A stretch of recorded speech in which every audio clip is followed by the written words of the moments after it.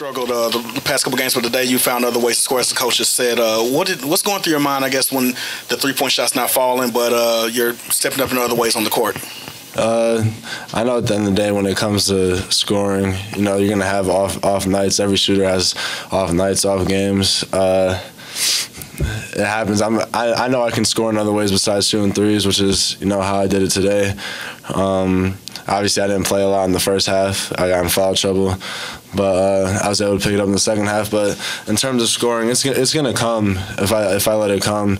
It's really just rebounding and just trying to stay locked in on defense when I'm not really worried about scoring.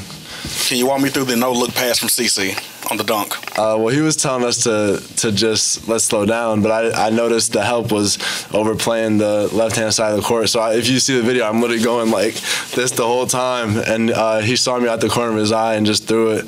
And, I had to finish. If I'm calling for it, I got to finish it. So that's what happened. Do you think he was intentionally faking them out by pointing? He was pointing the opposite direction and acting like a play was going on over there. Yeah, was that intentional? Because if he had looked at me in any type of way, they would have overplayed it. That's how they came to start out the game. Really overplaying me, and they just lost track of me for a second, and that's how I was able to do it. Defensively, in the second half, you guys really clamped down. Talk about that and how you all played. I think you held them to under 30% shooting in the second, or no matter of fact, 26%. We just had a talk as a team in the locker room.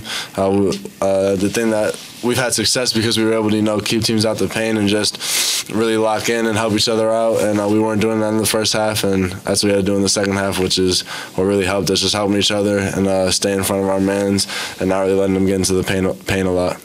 Are you conscious during a game when a kill happens? Like it's become a term that Chris Mack talks about quite a bit. Can you feel it when you're getting ready to get a kill as a team?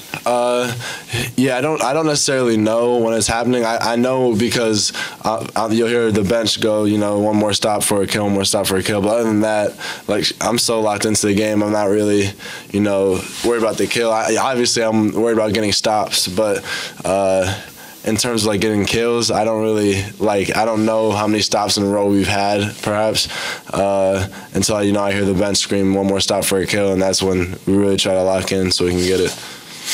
Were you guys, along with everything else, were you guys just determined you weren't going to let Johnson and McGowan's beat you this time? I mean, did a really good job on them. Yeah, they're really good freshmen. They're going to be really good in this league.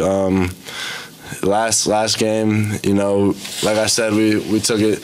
We went in there thinking we were just going to go in there and just blow them out, and they can really play. And, that was a big emphasis. Obviously they both killed us last time we played them, and, we didn't want that to happen again. So, yeah, we definitely focused on them a lot more. Jordan, how did you stop them?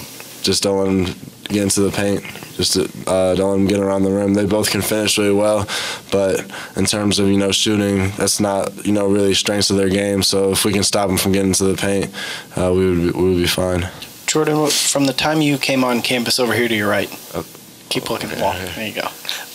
From the time you got here on campus to now, what are some maybe subtleties to Steven's game that have improved enough to the point where now he's doing what he's doing? It's really just taking his time and not really settling for that little hook shot every time.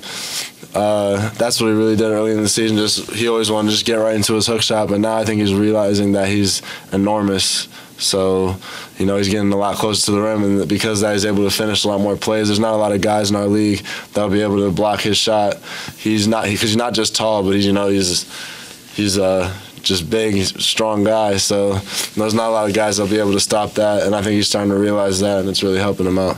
What are some of, in your opinion, the biggest signs of growth you've seen over the past few weeks since that last game at Pittsburgh, and are you still learning new things? Did you learn anything new tonight, or are you at the point now where it's a little more consistent?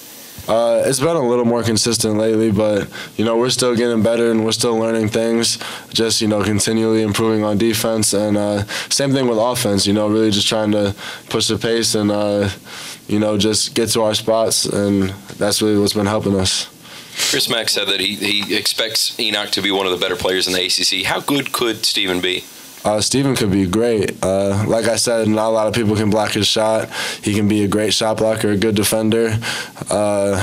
he can really be really good for us and be great in this league, and I know he will be. He's been getting a lot better as we go on in ACC play, and it's only going to get better because Coach Mack and all the coaches are doing a great job with him. Not just him, with all of us in terms of really improving our games individually and as a team. So the sky's the limit. When you're going through a little down cycle like the last 2 games with your outside shooting, what do you do? Do you do anything special to try to get out of it? Does it bother you? You just try to put it aside, or how do you handle it? No, because it doesn't really bother me, because at the end of the day, it's it happens. Every shooter, it happens.